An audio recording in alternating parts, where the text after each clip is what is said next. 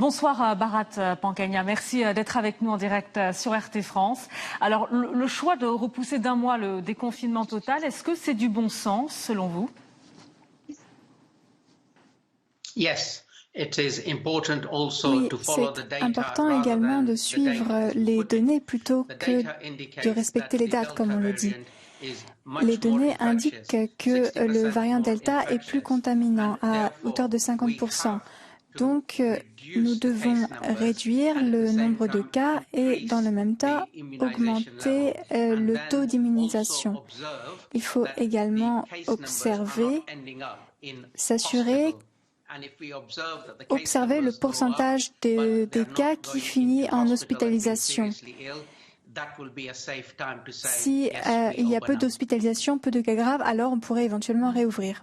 Alors, l'apparition du premier cas remonte au 25 mars dernier. Est-ce que le gouvernement britannique a réagi trop tard?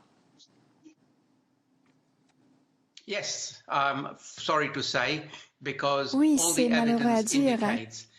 Tous les éléments de preuve indiquent que le Pakistan et le Bangladesh étaient sur la liste rouge à raison, mais l'Inde n'a pas été directement mise sur cette liste rouge. Et toute personne intelligente comprend qu'elle n'a pas été mise sur la liste rouge car le Premier ministre Boris Johnson avait prévu un voyage en Inde pour rencontrer le Premier ministre Modi de l'Inde.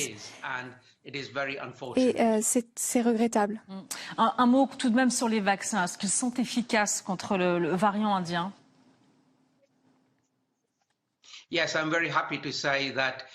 je suis heureux de dire que 2 doses de vaccin accordent une protection significative contre le variant Delta et les autres variants. Donc, il est important de se faire vacciner aussi rapidement que possible, de vacciner autant de personnes que possible dans toutes les classes d'âge. Ce serait une bonne chose.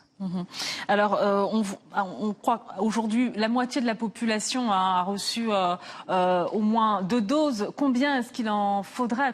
Quel est le niveau à atteindre pour pouvoir justement permettre à l'économie de réouvrir à 100%?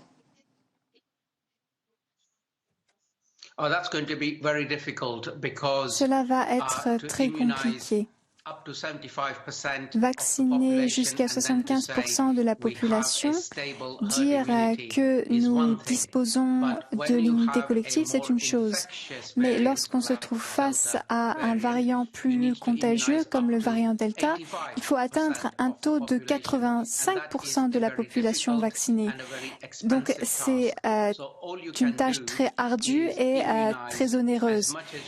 Tout ce que l'on peut faire, c'est vacciner autant que possible et surveiller de près le nombre des cas afin de mettre en place des mesures de contrôle des infections en parallèle des vaccinations et de la réouverture. Mais atteindre un taux d'immunisation de 80%, c'est encore très loin.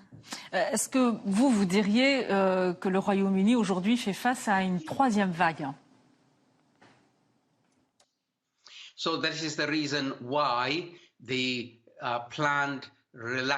C'est la raison du fait que l'assouplissement des mesures qui avait été prévu pour le 21 juin a été repoussé d'un mois afin d'éviter la hausse des cas, ce qu'on appellerait également une 3e vague. Il s'agit de protéger les personnes encore non vaccinées, les personnes plus jeunes et face à un variant plus contagieux. Alors justement, pour faire suite à ma question, 50% d'hospitalisation en une semaine, est-ce que c'est réellement inquiétant?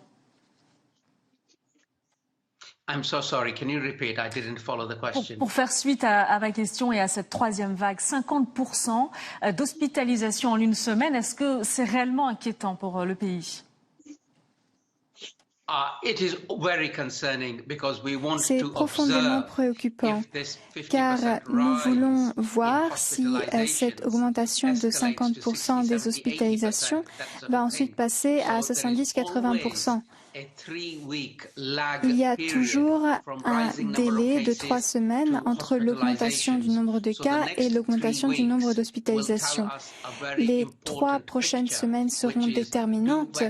Nous montrerons si les vaccins préviennent les hospitalisations ou si l'on peut tout de même finir hospitalisé, vacciné ou non. Donc les 3 semaines à suivre seront très importantes. Il faudra vraiment voir ce qui va arriver au niveau des hospitalisations. Alors, vous avez peut-être entendu tout à l'heure les indications de notre ministre de la Santé, 2 à 4% de variants indiens enregistrés en France. Est-ce que nous, on doit s'inquiéter selon vous?